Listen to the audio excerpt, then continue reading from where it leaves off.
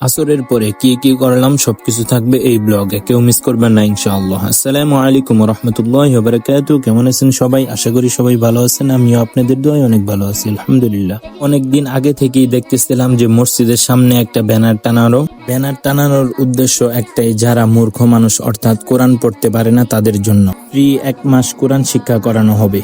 Class শুরু হবে 1 রমজান থেকে, শেষ হবে 29 রমজানে ইনশাআল্লাহ। যারা কোরআন পড়তে পারেন না তারা আমাদের মসজিদে আসতে পারেন, কোনো প্রকার টাকা পয়সা লাগবে না, একদম ফ্রি। প্রথমে যে একটা কায়দা লাগবে ওই কায়দাটাও মসজিদ থেকে দিবে আলহামদুলিল্লাহ। এই উদ্যোগটা নিয়েছে আমার একটা দাদু, তার জন্য সবাই দোয়া করবেন। আসরের নামাজ শেষ করে বাজারে এসে দেখতে পারি পরিমাণের তুলনায় একটু লোকজন বেশি, যেহেতু কালকে রমজান এর জন্যই মনে হয় সবাই বাজার করতেছে। আমরা আগেই বাজার করছিলাম, কিছু বাজার বাকি ছিল, এর জন্যই বিকাশ থেকে টাকা তুলে বাকি বাজারগুলো করতে হবে। যেহেতু কালকে রমজান এর জন্যই আমরা আমাদের বাড়ির বড় ভাই এবং বন্ধুরা মিলে একটা বিরিয়ানির আয়োজন করি আলহামদুলিল্লাহ। এখানে ডেক নামাতে গিয়ে আমার হাতটা পুড়ে যায়। বড় ছোট সবার কাছ থেকে টাকা তুলে প্রায় আমাদের বিরিয়ানির আয়োজন করা হয় আলহামদুলিল্লাহ। আপনাদের ওইদিকে যদি হয়ে থাকে তাহলে কমেন্টে জানাবেন ইনশাআল্লাহ। এদিকে খাবার বাড়তে না বাড়তেই আমার এক বন্ধু আর একটা ভাতিজা খাওয়া দাওয়া শুরু করে দেয়। আজ এই পর্যন্তই। ভিডিওটা কেমন হয়েছে অবশ্যই কমেন্ট করে জানাবেন। যারা এখনো চ্যানেলটি সাবস্ক্রাইব করেননি তাড়াতাড়ি সাবস্ক্রাইব করে দেন। আসসালামু আলাইকুম।